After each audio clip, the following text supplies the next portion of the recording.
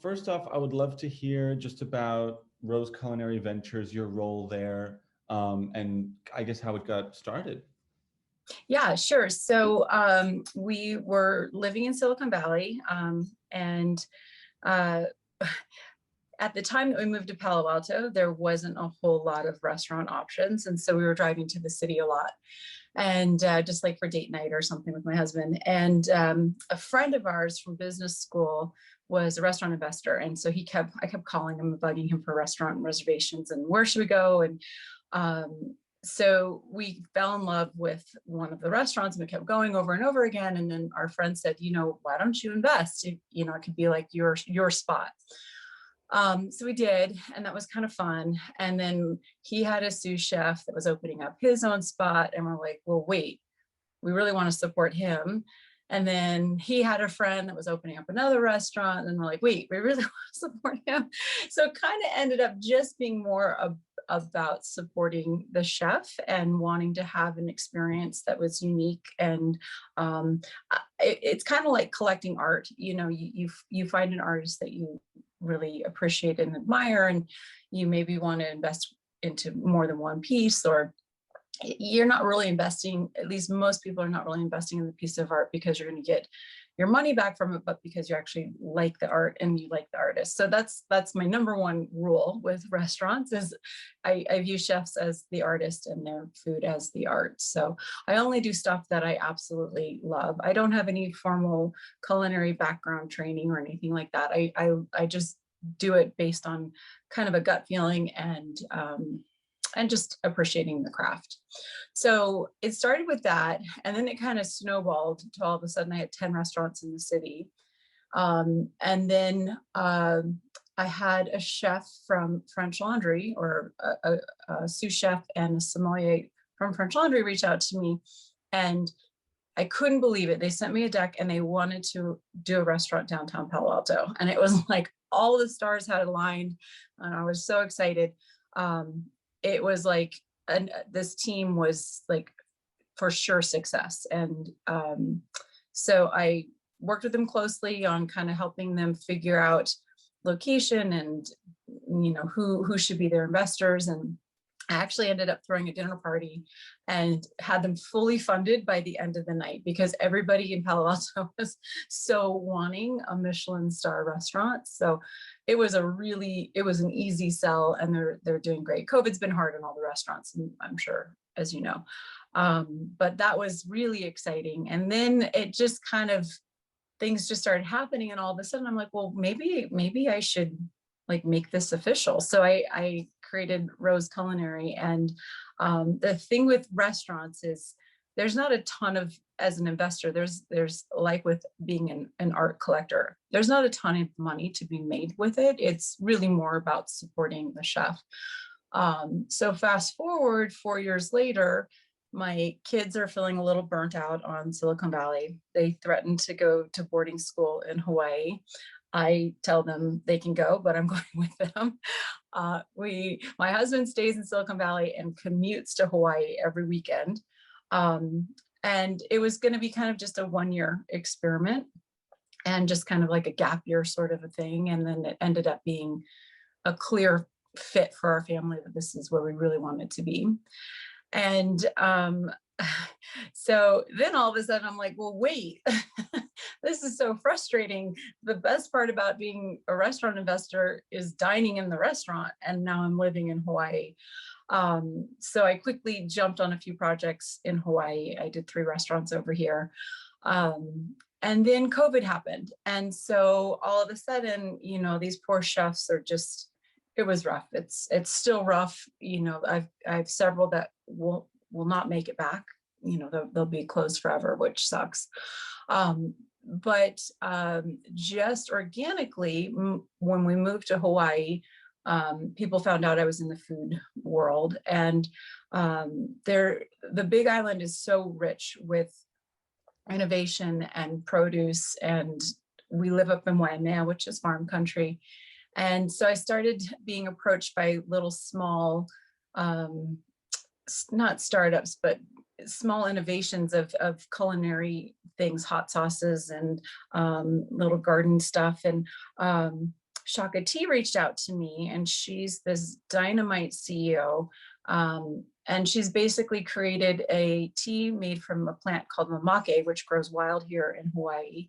And she's trying to change the whole beverage industry and get, you know, the sugar off the shelf. And so she's using monk fruit and mamake and creating these really, really great teas. So just wanted to support her because I liked her. Had nothing to do with wanting to get into the CPG category or investing beyond restaurants, but I just liked her, and it felt like something that was good for Hawaii.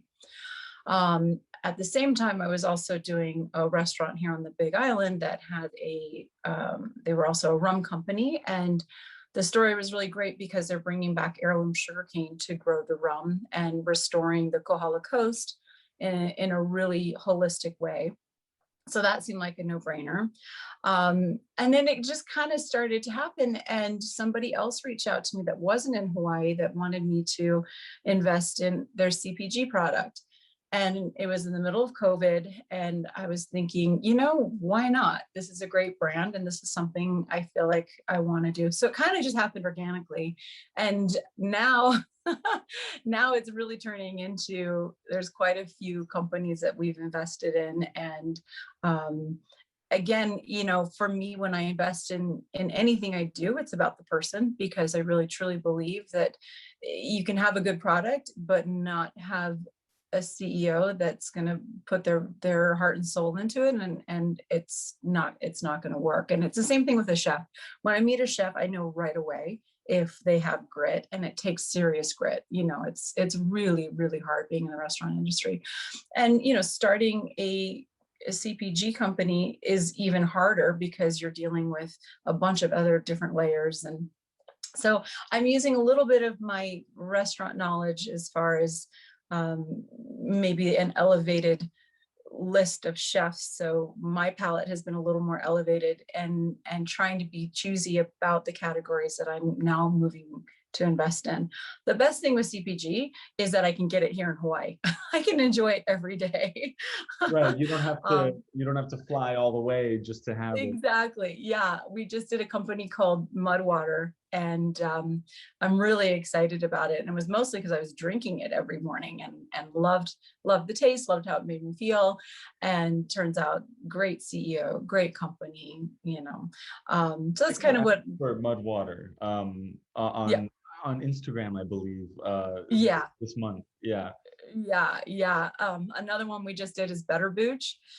And I've been wanting to do a kombucha company for a long time. And I've struggled because I really haven't found a kombucha that I like. Sometimes they're just a little too sour or too bubbly. They've got like a really hard mouthfeel.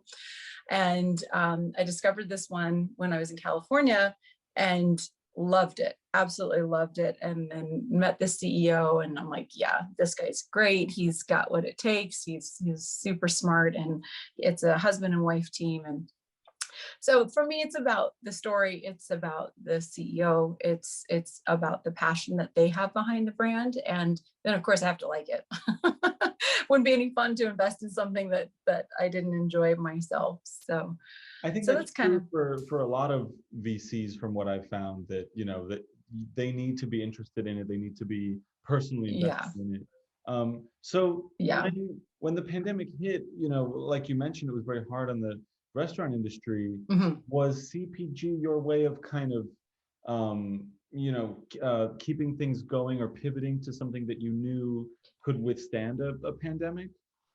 Yeah, absolutely. Well, it happened organically because living here on the Big Island, we're up at a farm, and we live 20 minutes from a grocery store. And, you know, early COVID days, nobody was leaving their house. And so I think COVID actually changed the way the consumer feels comfortable online. Like, I know for myself, all of a sudden, instead of defaulting to Amazon, I was reaching out to my favorite companies, my favorite tortilla place, my favorite chip place, my favorite hot sauce place, because I couldn't find it on Amazon, or I just thought, well, why not buy it in bulk? I'll get 12 hot sauces and stock my pantry, because who knows how long this is going to end.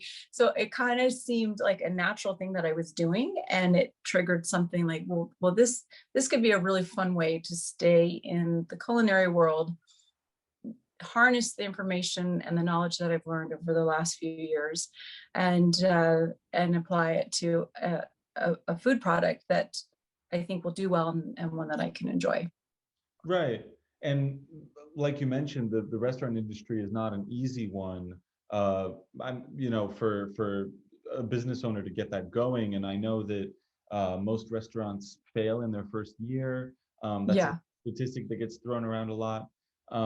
So I'm sure you knew that going into this. Did that worry you? Did people warn you beforehand about becoming a food VC? Yeah, well, so our good friend, Mark Weiser, who we met in Michigan, my husband was going to business school at the time. I remember he was the one that was, his first restaurant was Gary Danko. And he's just one of those guys that everything that he was investing in was succeeding. And so I kind of piggybacked with him at the very beginning. And he was really sweet, because I remember he told me, he's like, it's terrible. It's a terrible thing to do. You'll never make any money. You'll probably lose all your money. But if you want to support the chef. And then it clicked for me, because my husband and I love collecting art, and it clicked with me, like, that is the perfect comparison. Like, I don't buy a piece of art because I think it's going to triple in X value in 10 years. I buy it because I want to live with it every day and I want to enjoy it. And so that's kind of how I see the food industry. And so not only am I doing CPGs, but then there's a bunch of other summer tech companies. Like Good Eggs is one of my absolute favorites. And I invested in them before COVID, and COVID's just really cemented that is a model that's going to stick around for a long time. And again, a dynamic CEO. Bentley's one of the best CEOs I've come across. He's stupendous at his job and well respected by his employees. And so all of those things add up and matter. Yeah, absolutely. So I guess you mentioned that it really matters what people are involved in and what chef is involved. What else makes a worthy investment for you? What else makes a restaurant that you can see will, or hopefully succeed, or will make it past its first year? Yeah, so there's certain things that I look for. Obviously, it's the chef, but chefs are artists, so most of them are not really great at the business side. So if I find a team, K-Fico in San Francisco is like the perfect example. David Nayfield is this dynamic chef. He's got a big personality. He's always thinking outside the box. And his partner, Matt, is much more linear. And, he kind of holds David together when David gets a little too David or Matt definitely can like ground the company, and he's a savvy businessman. And so like, that's the perfect team. And it was the same with Protege in Palo Alto. It was an incredible chef and the sommelier. Actually, the two of them together actually had great business sense. But if you just find a super eccentric chef and they don't have a team backing them, those are usually the ones that fall apart. You have to have both. One of my favorite, and we're actually doing a new project, my favorite duo, it's a husband and wife in San Francisco from Birdsong. And they actually met at a restaurant. She was running back of the house for Benu, and he was chef de cuisine there. And they met there, and they're just adorable together because they are like the perfect synergy. And I love that they're a husband and wife, but he's got the creative on the plate. And then she's really great at keeping everything organized and thinking outside of the box. And one of the things that they did during COVID is a lot of restaurants either just stayed home and disappeared, or some of them were a little scrappy and like tried to figure out how to keep things going. And one of the things Birdsong did was, I was just talking to him the other day, and because he's coming up with this new concept, but the day they were told they had to close down, he had, I think, 40 chickens in his freezer or refrigerator, and was trying to figure out what to do with them. And so he quickly started making chicken sandwiches, and all of a sudden, every day through COVID, people were signing up to buy one of his chicken sandwiches. So I would love if you could walk me through, the process of meeting one of these teams for the first time and getting a business off the ground, and whether you take more of a hands-off approach or kind of go with them every step of the way. Sure. Yeah. I'll just start with the restaurant side.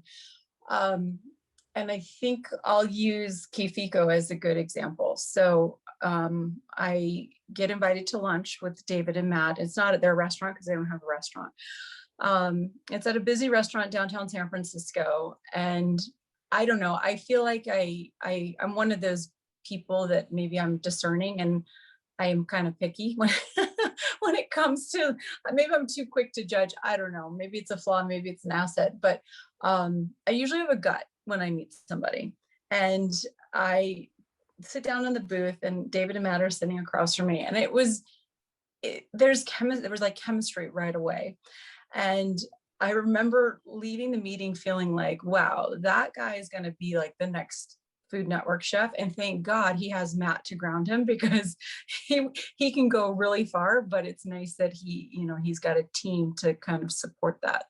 I hadn't even tasted his food at that point. I just was so, it was like chemistry. That's all I can say. It was like an intuitive feeling that I'm like, this guy has the passion and the grit. Of course, he pitched me what the restaurant was going to be and what he was hoping for.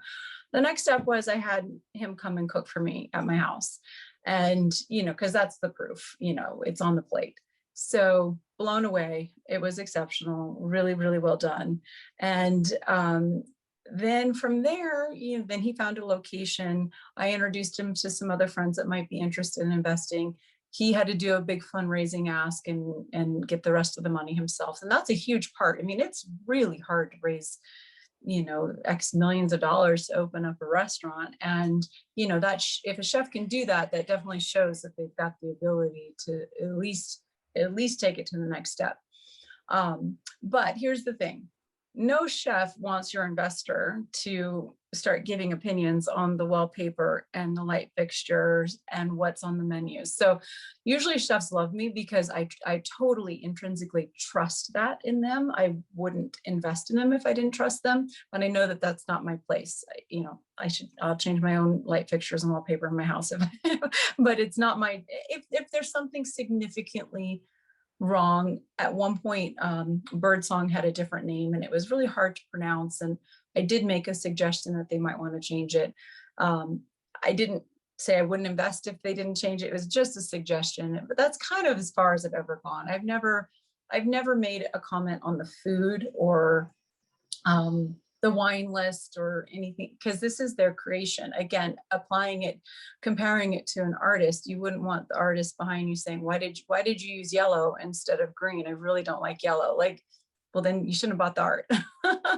So that's kind of how I go about my chef thing. So angel and seed rounds, sometimes I'll do a series A, but once it gets to series B or C, it's usually out of my price point.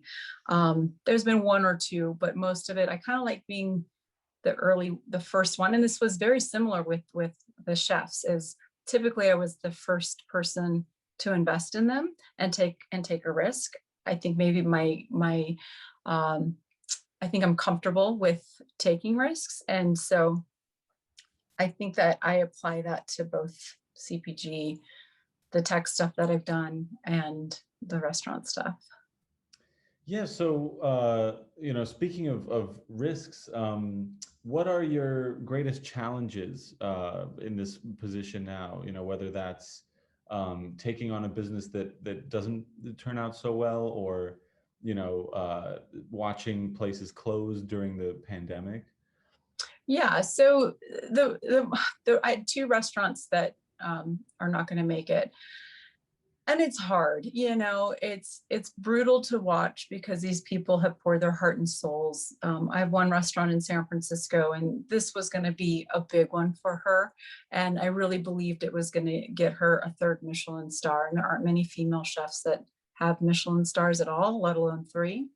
The formula was perfect. The location was perfect. She's perfect. The food was amazing. She opened up a month before COVID, and it was a very expensive location. The real estate was expensive, and the location itself, that whole part of LA kind of just is still shut down. There's no way she can make it back. And so it's just brutal to watch. And also, like, for her, having to go and call all of her investors and basically say, your money's gone. Like, oh, it's really, really, so I have so much empathy for that. And with the product stuff, the hardest thing is saying no. I mean, it's easy to say no if I don't like the product, and I don't even take the phone call. But if I like the product and I like the CEO, but there's just something not quite clicking, and like the numbers just don't quite feel right, and it's awful. I hate saying no. It's like, again, it's like telling an artist, like, yeah, it's good, but I don't really like it. So that's the hardest part, is staying true to my discernment, which I think I've got a good navigation on that. But it is hard once you've kind of, even if, you know, you get further down the line and a relationship forms, and, you know, they're really excited to have Rose Culinary part of their brand. It's awful to turn them down. I just hate it. So I try not to take the phone call until I know for sure that I've done my due diligence. So how often do the no's come? Yeah.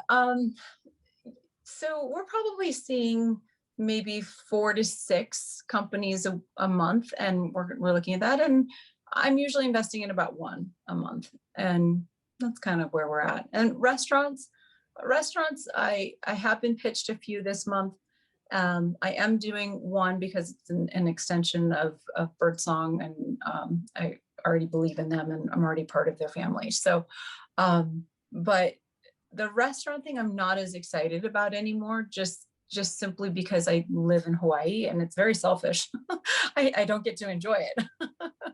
I am doing a project in Carmel because there are just some chefs that I can't say no to, just because, like, I know they're going to be amazing. And so this one chef that I'm backing in Carmel, like, it's going to be a home run. I just know it. So, now, what advice would you give to somebody who wants to start up a restaurant, or wants to have their own CPG brand, which, like you said, you know, seems harder. I mean, that is probably closer to an actual traditional startup than a restaurant would be. So, you know, what advice would you give to these entrepreneurs? Yeah, well, for the restaurant side, I just had this conversation with this guy from Carmel that's opening up a really great spot down there. You know, I told him, from my experience, and even every chef knows this, it's going to be hard, and he's got little kids, and it's going to be a tough road. There's nothing easy about opening up a restaurant, and then you throw pandemics in the mix now, and all of a sudden it's even harder. The hardest part about opening up a restaurant is actually the funding. It's really actually quite hard to raise enough capital to get you where you need to be. So once, and I like to help with that part as much as I can. I've got a bunch of foodie friends that are interested in restaurant investing. So that's the trickiest part. Once you get through that, then you got to make sure you've got a staff. And right now, I think it's a global thing, mostly in cities, San Francisco and New York, I know they're both struggling, just trying to find work, trying to find staff. It's just almost impossible. I've had 2 chefs call me this week saying, we want to fully open up. California's letting us fully open up, but we literally cannot hire the staff. We cannot find them. We cannot find dishwashers. We cannot find wait staff. It's really, it's a problem. So that's a whole new layer. But even before COVID, you need to have a team that fully believes in you, because those first few years, days, months are really hard. And, you know, you're trying to find yourself, the chef is trying to find him or herself on the plate and express that to the customer while running a business. And like I said, most chefs are artists. They didn't go to business school. So it's super tricky. So having a partner or having somebody that works for you that can manage the business aspect of the restaurant would probably free the chef up to be a little more on the creative side.